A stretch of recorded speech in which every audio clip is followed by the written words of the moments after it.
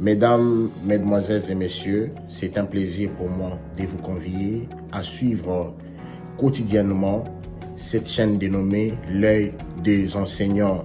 C'est une chaîne qui valorise l'enseignement dans notre pays, la République démocratique du Congo. Quand on parle de l'enseignement, on voit directement l'enseignant ainsi que l'apprenant qui est l'élève et l'étudiant. Alors n'hésitez pas à vous abonner parce que c'est un cadre qui nous permettra à s'exprimer librement tout en dénonçant ce qui se passe dans notre pays sur le plan éducatif.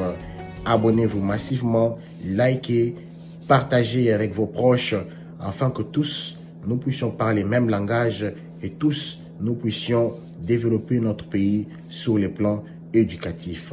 Que Dieu bénisse la République démocratique du Congo. Président Dr Emmanuel Dioko, bonjour. Bonjour. Président, on a vécu un événement il y a quelques jours, disons la rencontre du président de la République avec tous les jeunes de la RDC. D'entrée de jeu, dites-nous, Président, quel était l'objectif ultime de cette rencontre? Écoutez, les chefs de l'État doivent parler à tout moment avec sa base naturelle qui est, n'est-ce pas, le peuple. Et vous savez que la jeunesse représente en République démocratique du Congo plus de 65% de la population générale.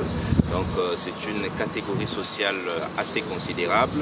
Et voilà qu'aujourd'hui, le chef de l'État a démontré à la face du monde que c'est vraiment un vrai démocrate. Il a laissé la démocratie parler parce que la jeunesse était bien activée, bien motivée pour parler avec les chefs sur des questions sensibles. Donc le point moteur, c'est moi de la jeunesse africaine qui devait se clôturer.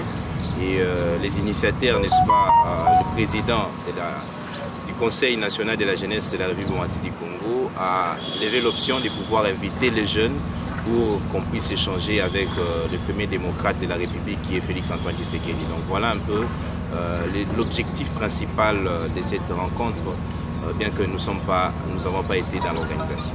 Alors certains pensent que ce n'était pas une réussite, c'était un échec. Quelle est votre version des faits? Écoutez, chacun a sa lecture. Vous savez, la critique est aisée, mais pratiquer, c'est pas facile. Moi, j'ai dit que c'est un premier pas et j'encourage les initiateurs. Vous savez, toute œuvre humaine a ses imperfections. Il faut continuer à tendre vers la perfection, améliorer, mais déjà, c'est une première pour la CNJ et surtout pour le président Tshisekedi qui a démontré à la face du monde que c'est vraiment un démocrate. Il sait être en contact avec la population et il est prêt à répondre à toutes les questions ou les desiderata de son peuple. Alors en tant que le numéro 1 du parti présidentiel, l'UDPS Tshisekedi, on avait observé un comportement que je dirais un peu pas digne des jeunes qui criaient dans la salle et qui sont chargés à certaines autorités. Quel conseil avez-vous à prodiguer à tous ces jeunes? Voilà, vous savez, la jeunesse, c'est d'abord cette branche de la population qui est très active et puis très sensible. Ça, c'est un fait. C'est partout ailleurs, la jeunesse elle est parfois épidermique, mais nous conseillons à la jeunesse de toujours savoir présenter les problèmes à tête reposée, avec responsabilité. Et quand on pose des questions, on pose des problèmes avec responsabilité, le répondant est tellement positif. Donc c'est ce que moi je peux conseiller à nos jeunes, d'être vigilants, de dire tout haut ce qui se dit tout bas, de dire la vérité et de choisir le bon canal et la bonne manière de les faire. Voilà, donc c'est ces conseils-là, humblement, que je vais dire adresser, n'est-ce pas, à toute la jeunesse de la République démocratique du Congo. Et voilà, mais moi, je les félicite. Je félicite cette jeunesse parce qu'ils ont répondu avec promptitude à cette invitation et nous avons compris qu'ils ont soif de discuter avec les chefs de l'État. Et il y a eu plus de 400 000 jeunes, malheureusement, ils n'ont pas eu accès à la salle parce que la salle était vraiment, ne peut que contenir moins de 5 000 personnes. Et nous avons compris les soucis et nous allons aussi approcher les autorités pour que prochainement les chefs de l'État soient devant plus de même 100 000 jeunes pour qu'ils puissent discuter directement avec eux par composante bien sûr. Alors docteur Emmanuel Dioko, justement la toute dernière question de cet entretien et celle de savoir, je pense que vous êtes informé de ce qui s'est passé à Nairobi où la RDC a été une fois de plus infiltrée pendant les assises de Nairobi. Que pensez-vous à cette réalité?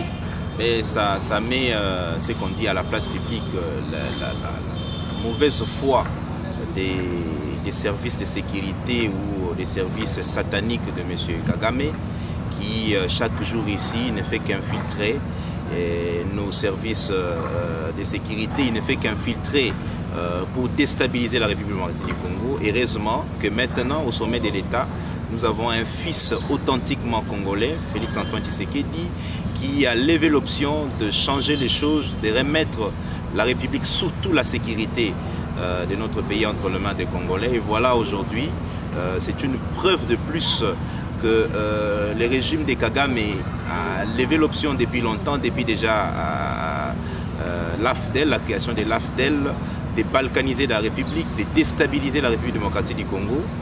Par ces faits, moi j'invite les Congolais, comme le chef de l'État l'a bien fait, à la vigilance, d'être vigilants partout, parce que les degrés d'infiltration, vous savez, nous avons eu la malchance dans ces pays d'avoir un chef d'état-major, un Rwandais, vous savez, James Kabarebe a dirigé nos forces armées, c'est quelque chose d'inacceptable, nous ne savons pas ce qu'il a laissé après, mais au moins avec notre vigilance et la volonté politique du chef de l'État, nous allons dénicher tous ces embûches-là, toute cette stratégie maléfique qui avait pour finalité de déstabiliser notre sécurité, d'infiltrer nos services.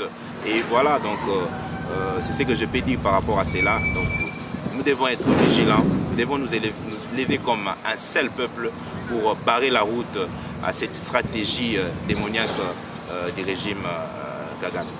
Docteur Emmanuel Dioko, je rappelle que vous êtes président de la Ligue des jeunes de l'UDPS Tshisekedi. Merci pour votre disponibilité. Merci beaucoup.